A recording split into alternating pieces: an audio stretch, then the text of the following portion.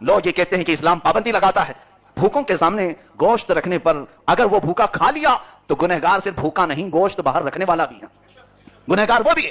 ایک بزرگ نے اس کے متعلق فرمایا تھا اپنے ایک نوجوان شاگرد سے، کہا کہ جا، وہ کچھ سوالات کر رہا تھا کہ میرے لیے 10 کلو گوشت لے کر کیا ہے بڑے تھال، لیکن کپڑا مت اوڑھانا، لے کر اسی طرح خراما چلے آؤ آہستہ آہستہ لے کر کے وہ کافی دور سے گوشت خرید کر اپنے اس بزرگ کے پاس لا رہا تھا۔ کئی چیل کوے اوپر سے نوچتے آخر جب اس بزرگ کے گھر تک پہنچا تو 2 بوٹیاں باقی رہ گئی تھی۔ پوچھا میں تو 10 کلو کی بات کیا، 2 بوٹیاں رہ گئیں۔ حضور آپ نے کہا تھا بند مت کرنا، چیل کوے اٹھاتے لے گئے، سب کھاتے چلے گئے۔ اس بزرگ نے فرمایا میں تجھے یہی کہنا چاہتا تھا، تو جو کئی سوالات کر رہا تھا، اسلام نے ہماری بچیوں کو پردہ اسی لیے پہنایا ہے کہ بھوکے ظالم وحشی چیل کووں کی طرح ہماری بچیوں کے جسموں کو نوچ نہ لیں، اس لیے اسلام نے ان کی حفاظت کے لیے انہیں حجاب میں رکھا ہے، حجاب میں رکھا۔ اور یہ چاہتی ہیں کہ ننگے ہو جائیں اور پھر جب ظلم ہو جائے تو چیختے لگیں کہ ہمارے ساتھ بلاکاری ہو گئی، ریپ ہو گیا۔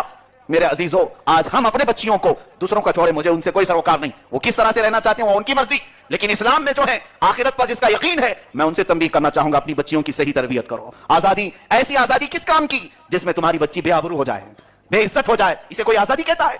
آزادی ایسی ہو کہ تمہاری بچی ایک سکون کے ماحول میں سانس لے، اور جب بھی اس کا دل بے چین ہو تو بارگاہ الہی میں سجدہ کر کے سکون حاصل کریں۔ یہ تربیت ہونی چاہیے، یہ تربیت آج ہو۔ ہم کو یہ میسج بھی دیں کہ ہمارے لیے ساری بیٹیاں ایک نظر سے دیکھی جاتی ہیں۔ ہم نے اپنی بچیوں کو اگر کالا نقاب پہنایا ہے تو صرف انہیں اس طور پر نہیں کہ پابندی کے لیے، بلکہ ان کو ہم نے اتنا عظیم سمجھا کہ آپ کو محسوس کرو، چادریں بہت سارے لوگوں کو اڑائی جاتی ہیں، لیکن خانہ کعبہ کو بھی کالا غلاف پہنایا جاتا ہے۔ یہ عزت کے لیے پہنایا گیا ہے۔ خانہ کعبہ کو جو غلاف ڈالا جاتا ہے، چادر ڈالی جاتی ہے، وہ اس کی عظمت شان کے لیے۔ اے میرے قوم کی بچیوں، اسلام نے اگر تمہیں کالا حجاب دیا ہے تو تمہیں بھی کعبے جیسی حرمت عطا کی ہے، کعبے جیسی عزت عطا کی ہے۔ اس کی طرف دیکھنے والا انشاءاللہ العزیز عزت کی نگاہ سے دیکھے گا، اور جس نے بے حرمتی کی اس نے خانہ کعبہ کی بے حرمتی کی۔